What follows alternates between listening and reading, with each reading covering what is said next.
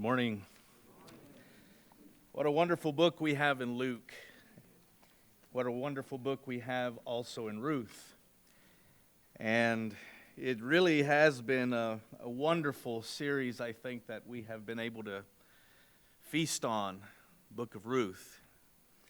I think everyone that has spoken before me has done a wonderful job bringing out the different lessons and the different insights that they have in Scripture and in this wonderful story. And of course, it's a great series. We should thank Paul for bringing this before our minds as well. It's really, really good. Well, as we come to the close of this series, we're going to look at chapter 4. And we're going to tie up all the loose ends, so to speak. There is really an amazing part that is played here in chapter 4. And we begin by really thinking about what Gibby was telling us yesterday in chapter 3. Brought us all the way up to this point to where we can go into chapter 4. And the last verse of chapter 3 says, "Then Naomi said, 'Wait, my daughter, until you find out what happens.'"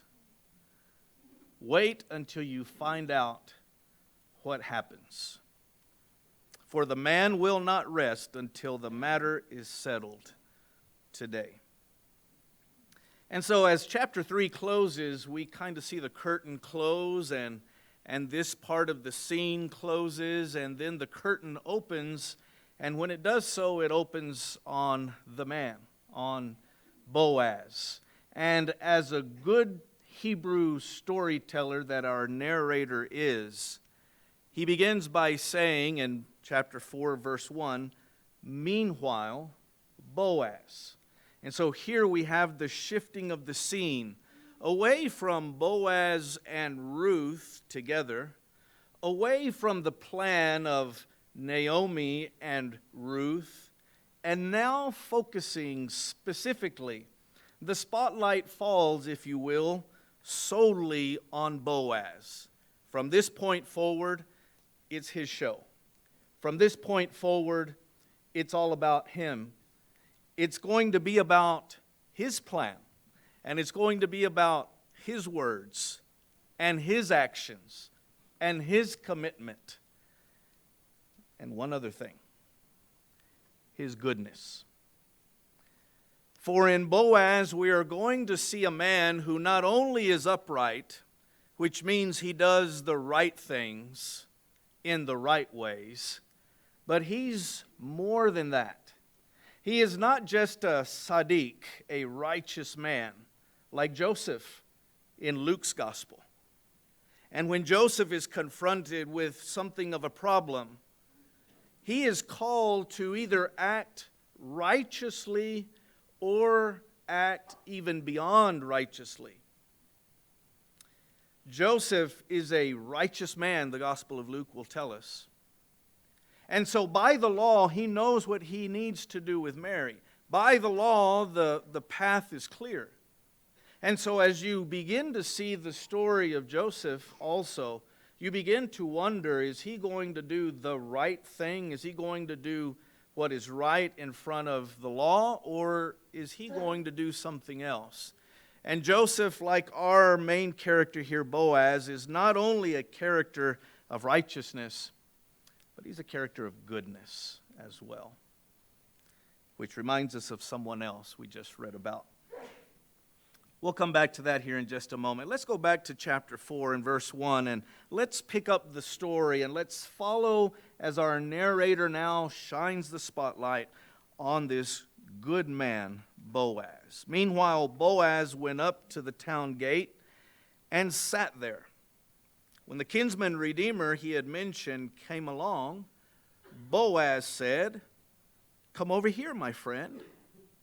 Have a seat. Sit down.' So he went over and sat down. Boaz took 10 of the elders of the town and said, 'Sit here.' And they did so. Then he said to the kinsman redeemer, and here's where the rest of the story begins. But notice what his plan has been up to here.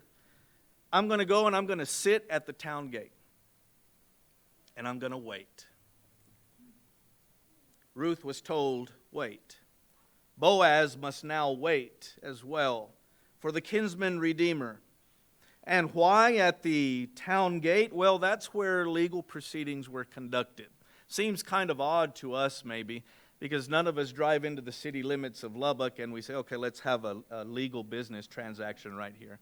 But that's the way it was back then, right? That's part of the culture of ancient Israel. And so they're in the right place.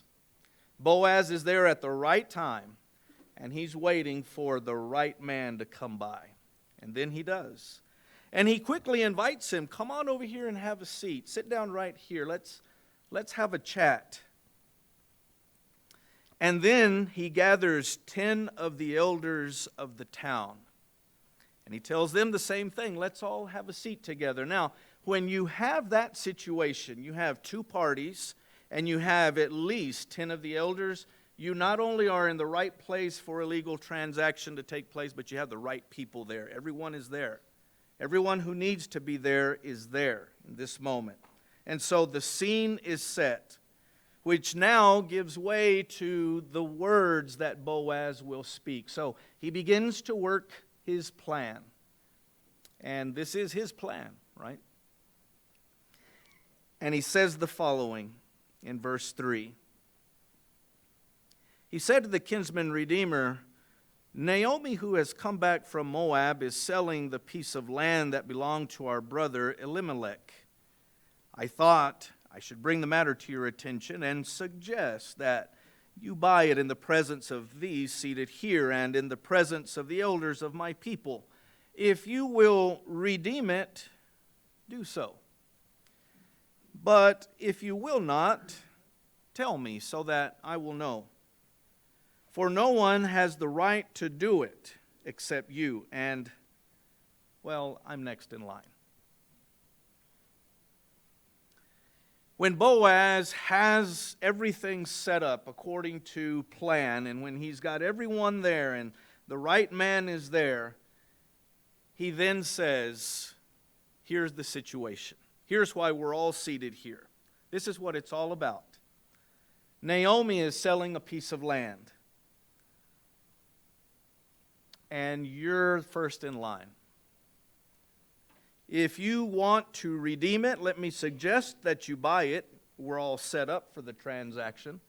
Let's all be here and let's see what your word is about buying this piece of land. And if you are willing, then do so. But if not, let me know because I'm next in line. Here for just a moment, we are brought again to this idea of what a levirate marriage is, right? And the narrator will tell us a little bit more about that in verse 7. But as you know, the responsibility before the law is to provide for the relative who has passed away. A man who has left a widow, his estate is in danger, right? A kinsman redeemer is required to keep the man's property going, to keep the man's family going, and to keep the man's name going. As we already saw part of that yesterday. Leviticus 25 and Deuteronomy 25 are the background for all of that of the levirate marriage, as Gibby was telling us part of that yesterday as well. I can only imagine, though, Boaz here in the moment. He knows the law, and everyone there knows the law. And he says, if you will redeem it, good. But if you will not redeem it, I think he was thinking, well, that's even better.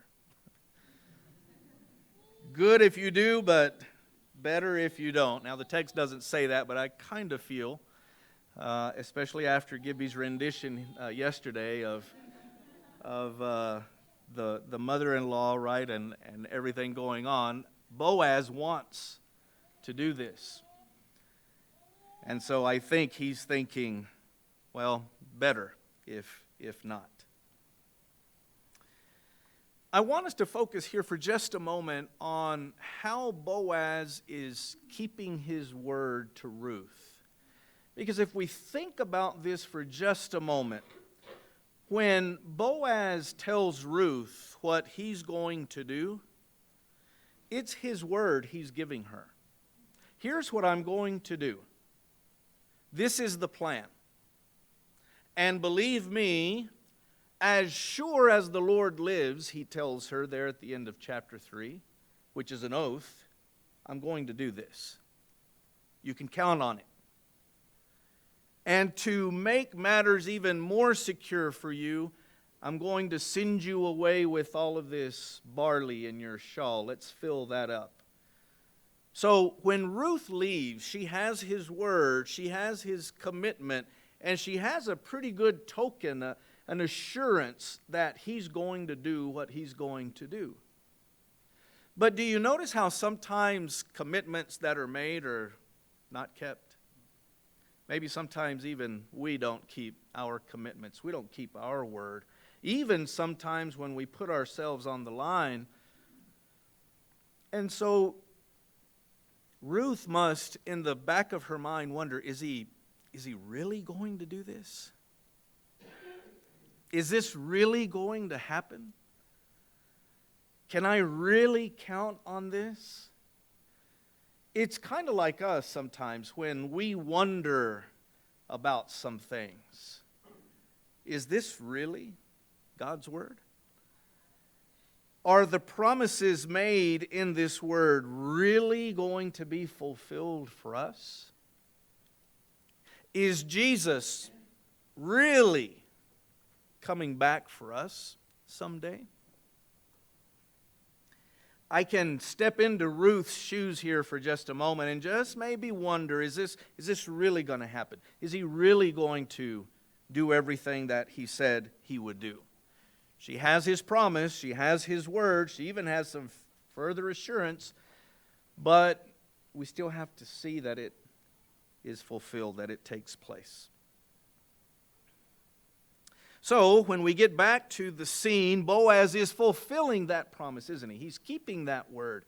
He's keeping that commitment. He is following through just as he said he would. After all, the word of a righteous man is something you should be able to count on. The word of a good man, that's something you should be able to count on even more. I will redeem it, the man says, right? The kinsman redeemer at the end of verse 4 says, yes, I will. But notice how Boaz first put this idea to him. He says, there is this piece of land, and, well, you know the law and so forth. And he says, yes, I will do it. But then Boaz adds, verse 5, on the day you buy the land from Naomi and from Ruth, the Moabitess, you acquire the dead man's widow in order to maintain the name of the dead with his property. There's that background information of the Levirate marriage again. At this, the kinsman redeemer said, well, that's a different story. I don't think I can do that. It might endanger my own estate, he says. You redeem it yourself. I cannot do it. What he's saying is, this is a little too risky for me. I don't think I can step into that position. Let me think about it. Well, no, I don't really need to think about it. This is just too risky, because that might endanger my estate. Why so?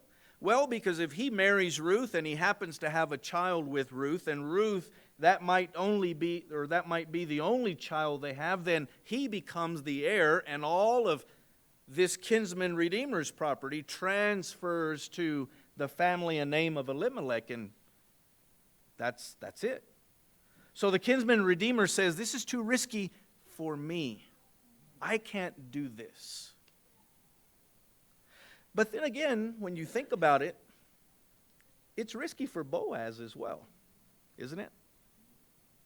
It's risky for him. It's the same amount of risk that Boaz would take in this same situation. And this is what highlights one of our great truths that comes out of this passage. The kinsman redeemer's refusal to redeem highlights the kindness and generosity and goodness of Boaz towards these two women. Just as Orpah's return to her family highlights Ruth's devotion to Naomi, Boaz here is a great example of selfless love towards these two women.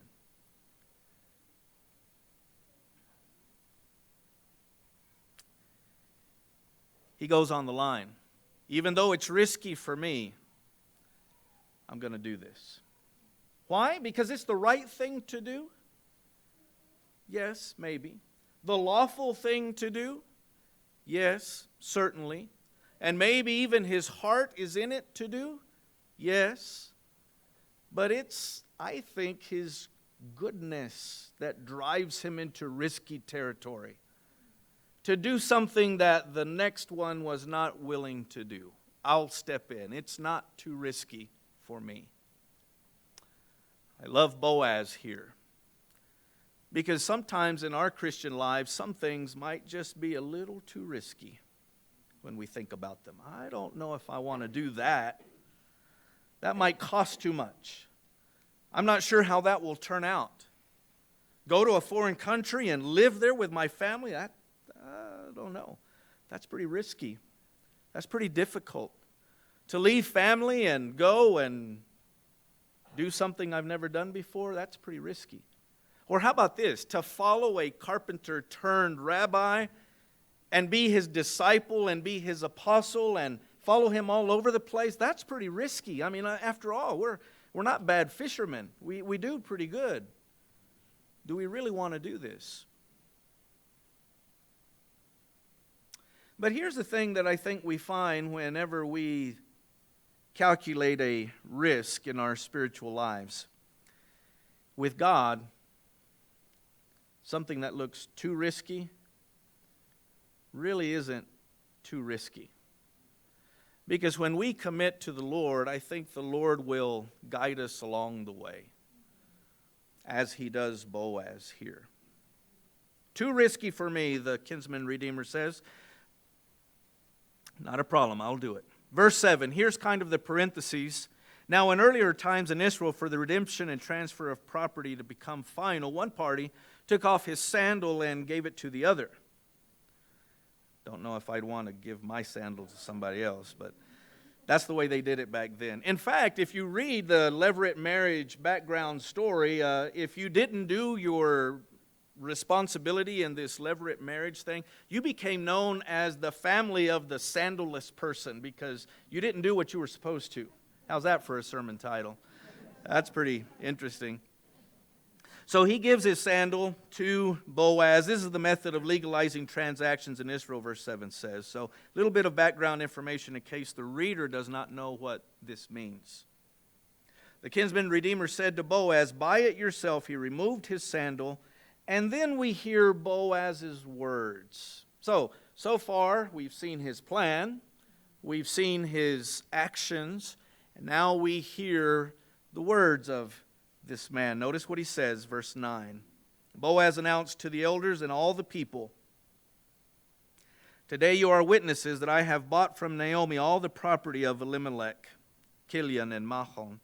I have also acquired Ruth, the Moabitess, Machlon's widow, as my wife, in order to maintain the name of the dead with his property, so that his name will not disappear from among his family or from the town records." That's the good thing to do. Today you are witnesses. Then the elders and all those at the gate, verse 11, said, "We are witnesses." That's another way of saying, we now pronounce you husband and wife. You may take the bride. And then they give a blessing. Isn't that beautiful? They say, "We are witnesses And then they give this blessing. May the Lord make the woman who is coming into your home like Rachel and Leah, who together built up the house of Israel. May you have standing in Ephrathah and be famous in Bethlehem. Is that a prophecy or what? Through the offspring the Lord gives you by this young woman, may your family be like that of Perez, whom Tamar bore to Judah. The blessing that the elders give to Boaz in this key moment is just full of all kinds of significance, isn't it? But I really like that part, may she be like Rachel and Leah. Because let's not forget, Ruth is a Moabitess. She is an outsider, now being blessed to come into Israel, rightly, legally. But even better, if I can invent a word for just a moment, goodly.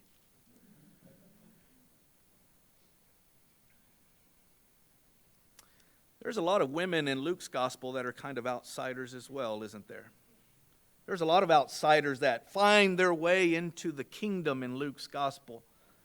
And Ruth has done the same. She has found her way into the history books of Israel as a mother of faith, a mother of kindness. And she, like her husband, is a mother of goodness. May you become famous in Bethlehem.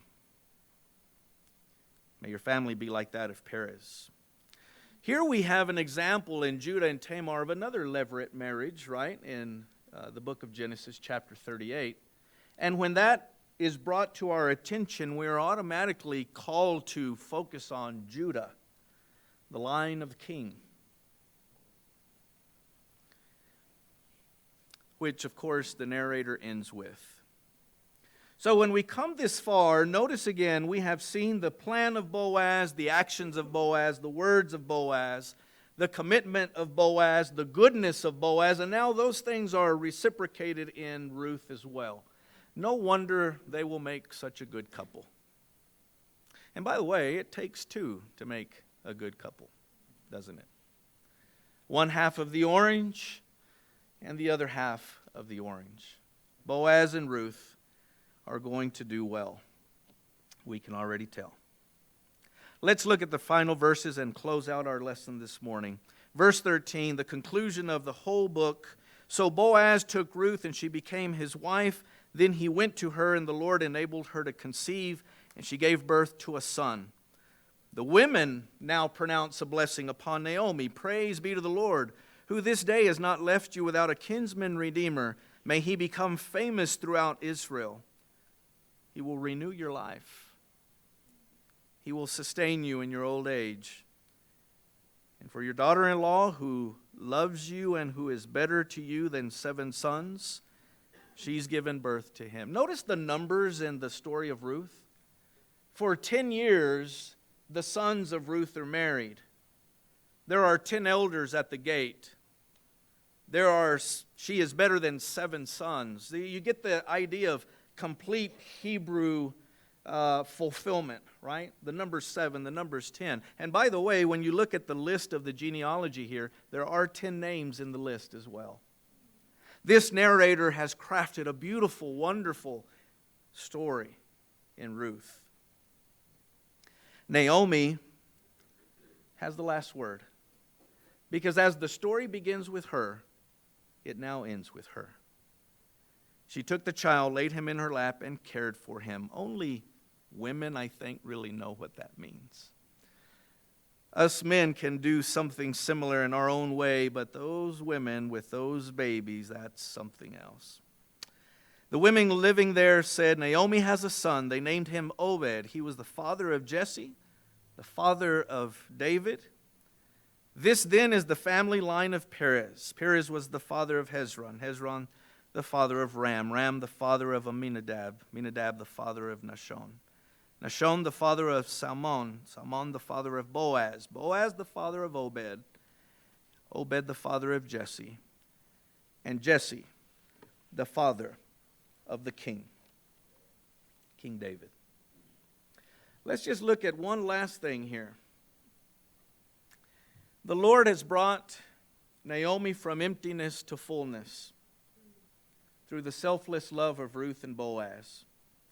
The Lord brought Israel from the unrest of the judges to the rest of David. But the ultimate example, of course, is the Lord in His great selfless love to bring God's people into eternal rest, eternal fullness, eternal blessing, eternal joy, life, and peace. Jesus is our ultimate kinsman redeemer, not only the King of righteousness and the King of peace, doing everything well and right, as Luke tells us, but one other thing. He is the King of goodness. May we go and do likewise as well. May God bless us.